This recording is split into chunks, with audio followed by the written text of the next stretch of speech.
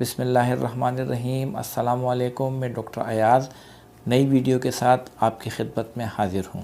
आज की हमारी वीडियो का उन्वान है ऑस्टियोआर्थराइटिस यानी घुटनों का दर्द। ऑस्टियोआर्थराइटिस जोड़ों की एक ऐसी बीमारी है जिसमें जोड़ों की हड्डियों में मौजूद कार्टिलेज यानी वो नरम हड्डी जो कि जोड़ों की हड्डियों को कवर करती है या जोड़ों के अंदर मौजूद दो मुत्तसिल हड्डियों के ऊपर एक कवरिंग का काम करती है। ये कार्टिलेज यानी ये कवरिंग जो कि जोड़ों की हड्डियों के ऊपर पाई जाती है किसी वजह से या तो क्रैक हो जाती है यानी टूट फूट का शिकार हो जाती है या फिर ये बहुत थिन यानी बहुत पतली हो जाती है और बाज़ औक़ात हड्डी के ऊपर से बिल्कुल गायब हो जाती है। इस कवरिंग यानी इस कार्टिलेज के मुतासिर होने की वजह से जोड़ में जब हरकत पैदा होती है तो उस जोड़ में दर्द महसूस होता है।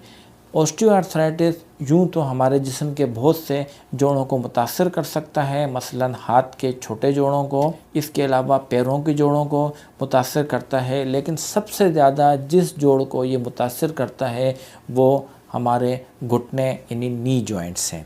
ऑस्टियोआर्थराइटिस दरअसल एक एजिंग डिज़ीज़ है यानी ये वो बीमारी है जो कि बढ़ती उम्र के साथ साथ जिस्म में पैदा होती है। 40 साल या उससे ज़्यादा उम्र के अफराद में ये बीमारी बहुत कॉमन है और ख़वातीन में इस बीमारी की शरह मर्दों की बनिस्बत ज़्यादा होती है।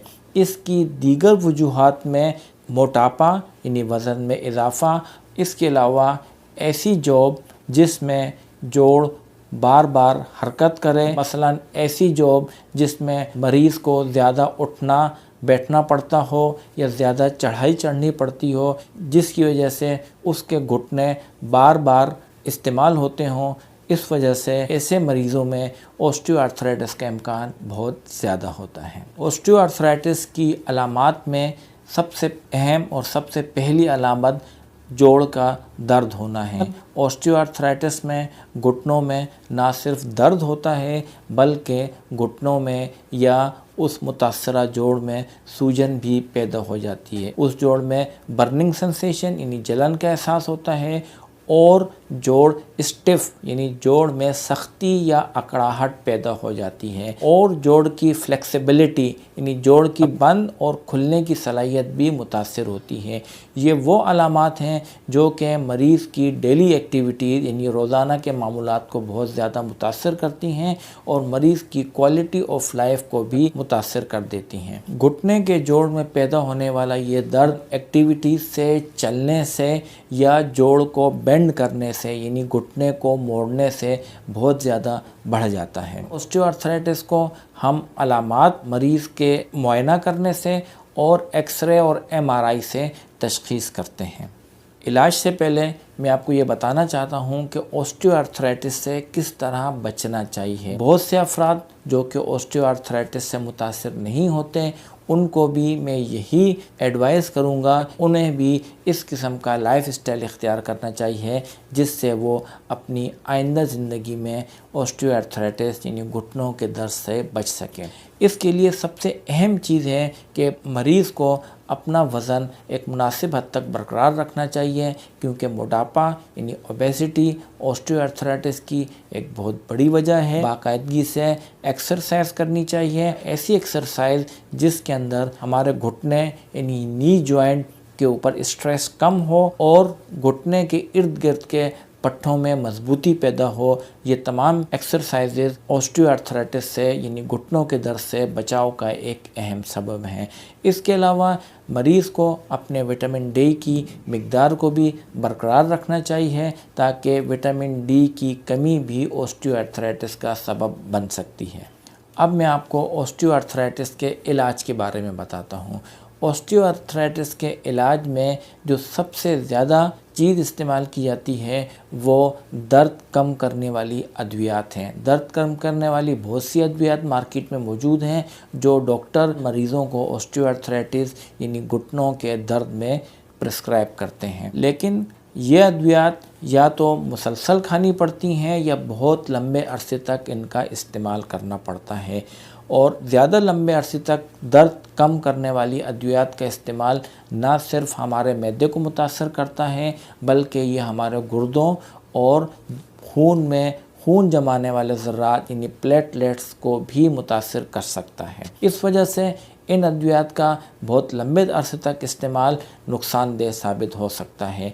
और ये बात भी हमें याद रखनी चाहिए कि दर्द कम करने वाली अद्वियात का इस्तेमाल ऑस्टियोआर्थराइटिस को कम करने या ख़त्म करने का सबब नहीं बनता। ये अद्वियात सिर्फ़ और सिर्फ दर्द को कम करती हैं। इसलिए हमें ऑस्टियोआर्थराइटिस यानी घुटनों के दर्द के लिए इस किस्म का इलाज दरकार है जो कि बग़ैर अद्वियात के हमारे घुटनों के दर्द को कम कर सके और डिज़ीज़ की प्रोग्रेशन यानी मर्ज़ के आगे बढ़ने को रोक सके। इसके लिए सबसे अहम चीज़ जो कि डॉक्टर आपको बताएंगे वो है एक्सरसाइज। घुटनों की एक्सरसाइजेज़ को हम 3 हिस्सों में तकसीम करते हैं। सबसे पहले एरोबिक एक्सरसाइजेज़ यानी ये जनरल एक्सरसाइजेज़ हैं जो कि हमारी पूरे जिस्म के लिए फ़ायदेमंद होते हैं। और इन एरोबिक एक्सरसाइज का मैं अपनी पिछली वीडियो में भी आपको बता चुका हूँ। इसमें सबसे अहम ब्रिस्क वॉकिंग, इसके अलावा स्विमिंग और साइकिलिंग, ये सारी ऐसी एक्सरसाइजेज या ऐसी वर्जिशें हैं जो कि हमारे जिस्म को भी फ़ायदा पहुंचाती हैं और हमारे घुटनों के स्ट्रेस को भी कम करती हैं। ब्रिस्क वॉकिंग यानी तेज़ चलने में हमें इस चीज़ का ख्याल रखना चाहिए कि हम जो जूते इस्तेमाल करें वो हमारे घुटनों के लिए आरामदेह हों, कि चलने के दौरान हमारे घुटनों पर जूतों की वजह से स्ट्रेस पैदा ना हो। दूसरी किस्म की एक्सरसाइज जो कि हम जोड़ों के लिए मरीज़ को बताते हैं, ये एक्सरसाइजेज हमारे जिस्म के निचले हिस्से के अज़लात यानी मसल्स को मजबूत करने का सबब बनती हैं। इसमें जो सबसे पहली वर्जिश या सबसे पहली एक्सरसाइज है वो बॉडी वेट स्क्वाट कहलाती हैं। इस एक्सरसाइज में मरीज़ को अपने दोनों पैरों को एक ख़ास फासले पर रखना चाहिए और पैरों का रुख बाहर की तरफ होना चाहिए। इस हालत में मरीज़ को अपने घुटनों और अपने जिस्म को नीचे की तरफ बेंड करना चाहिए। एक मरतबा घुटनों के बेंड करने पर 10 सेकंड तक इस पोजीशन में बरकरार रहना चाहिए। उसके बाद दोबारा वापस अपनी असल हालत में आ जाना चाहिए। ये एक्सरसाइज 10 मरतबा रिपीट करें। इस एक्सरसाइज से हमारे जिस्म के निचले हिस्सों के अज़लात यानी मसल्स मजबूत होते हैं। दूसरी एक्सरसाइज जो कि हमारे जिस्म के निचले हिस्से के अज़ला को मजबूत करती है वो है स्टेयर स्टेपिंग। यानी अगर आपके घर में सीढ़ियाँ हैं तो उन पर आप तकरीबन 10 मरतबा नीचे जाएं और 10 मरतबा वापस ऊपर जाएं, तो इससे भी हमारे जिस्म के निचले हिस्से के मसल्स मजबूत होते हैं। तीसरे किस्म की वो ख़ास एक्सरसाइजेज हैं जो कि हमारे घुटने यानी नी जॉइंट के इर्द गिर्द के मसल्स को मजबूत करने का सबब बनती हैं। ये बात हमें याद रखनी चाहिए कि 30 साल के बाद हमारे जोड़ों, ख़ास तौर पर हमारे घुटनों के इर्द गिर्द के मसल्स कमज़ोर पड़ने शुरू हो जाते हैं। 30 साल के बाद हर 10 साल के वक्फे से हमारे घुटनों के इर्द गिर्द मौजूद मसल्स तकरीबन 3 से 5 गुना तक कमज़ोर हो जाते हैं। इस वजह से वो मरीज़ जो कि ऑस्टियोआर्थराइटिस यानी घुटनों के दर्द का शिकार हैं, उन्हें ऐसी एक्सरसाइज करनी चाहिए जिससे हमारे घुटनों के इर्द गिर्द के अज़लात यानी मसल्स मजबूत हों।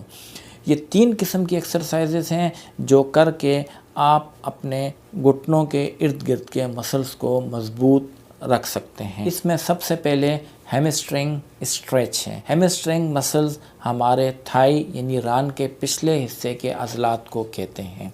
इस एक्सरसाइज में आप एक चेयर यानी कुर्सी के आगे सीधे खड़े हो जाएं, अपना एक पैर कुर्सी के ऊपर रखें, फिर अपनी कमर को कुर्सी की तरफ बेंड करें और इस पोजीशन में तकरीबन 10 सेकंड तक रहें। उसके बाद अपनी कमर को वापस अपनी जगह पर ले आएं और ये अमल तकरीबन 10 मरतबा दोहराएं।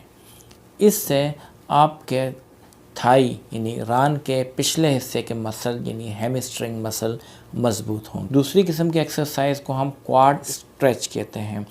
क्वाड्रिसेप मसल्स वो मसल्स होते हैं जो कि हमारी थाई यानी रान के अगले हिस्से में पाए जाते हैं। इस एक्सरसाइज में हम सीधे खड़े हो जाएं और अपने पाँव की एड़ी अपनी कमर के निचले हिस्से पर लगाएं। यानी अपनी टांग को बेंड करके अपनी पाँव की एड़ी अपने कमर के निचले हिस्से पर लगाएं, जिससे हमारे थाई यानी रान के अगले हिस्से के मसल्स यानी क्वाड्रिसेप्स मसल्स में खिंचाव पैदा होगा और उसकी मजबूती का बायस बनेगा। और ये अमल भी हमें 10 मरतबा दोहराना चाहिए। इसी किस्म की वर्जिश जो कि हमारे घुटनों के इर्द गिर्द के मसल को मजबूत करती है, उसे हम काफ रेस कहते हैं। काफ हमारे उन मसल्स को कहते हैं या हमारे जिस्म के उस हिस्से को कहते हैं जो कि टांग के पिछले हिस्से में पाए जाते हैं। इस वर्जिश में हम सीधे खड़े हो जाएं और अपने पैरों के पंजे की बल खड़े हों, यानी अपनी एड़ी को उठाकर अपने पैरों के पंजों के बल खड़े हों